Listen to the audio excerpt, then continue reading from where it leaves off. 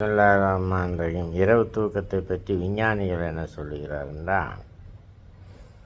இந்த முஸ்லீம்கள் நல்லா இப்போ முகத்தை கழுவி கை கால் கழுவி சுத்தமாக படுக்கிறாங்க.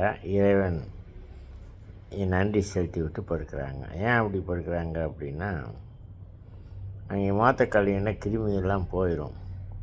கொஞ்சம் வடன்னு இருந்துச்சுன்னு சொன்னால் கொசு வரும், எத்தனையோ பூச்சிகள் இருக்கிறது. அது முகத்தில் படும், அது படும், இது படும். ஆயினாத்தான் உதவு செஞ்சுட்டு தொழுகுங்க, உதவு செஞ்சுட்டு படுத்துங்க அப்படின்னு. அப்போ உதவோடு இருக்கும் போது அல்லாஹ் பாதுகாப்பாக நம்ம இருக்கிறோம். அது திடீர்னு இப்போ தூக்கத்திலே இறந்து விட்டால் கூட அவனுடைய அன்பும் பண்பும் அவன் மன்னிப்பும் நமக்கு ஏற்பட்டுவிடும். காலையில் நேரத்திலே எந்திரிக்கக்கூடிய நேரமும் வந்துடும். விஞ்ஞானிகள் அதனால அவங்க முஸ்லீம்கள் முகத்தை கழுவிட்டு ஒதுவோடு படுத்து தூங்குறாங்க.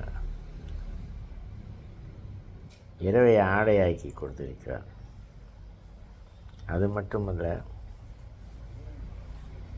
அவன் பகலை உங்கள் உணவு தேடும்படி வைத்திருக்கிறான். இது எல்லா விஷயங்களும் உங்களுக்கு ஓடிக்கொண்டே இருக்கும். இந்த மாதிரி இப்போ தூங்குனீங்கன்னு சொன்னால் கனவு நல்ல கனவாக வரும். ஆனால் இந்த பயமாக இருக்குது, அது வருது, இது மாதிரிலாம் கனவு வராது. என்னுடைய அனுபவத்தை சொல்கிறேன். அந்த மாதிரிலாம் 3-4 ட்ரிப்பு தமிழ்லேயே எல்லாம் நீ கொடுத்ததுக்கு நன்றி யாரெல்லாம் என்னை மன்னித்து விடு. நான் எழுந்திருக்கும் போது பாவ மன்னிப்புடையவனாக என்னை எழுப்பு அப்படி இப்படின்னு தமிழில் கொஞ்சம் கொஞ்சம் பழக எல்லாம் நல்லா வந்துடும்.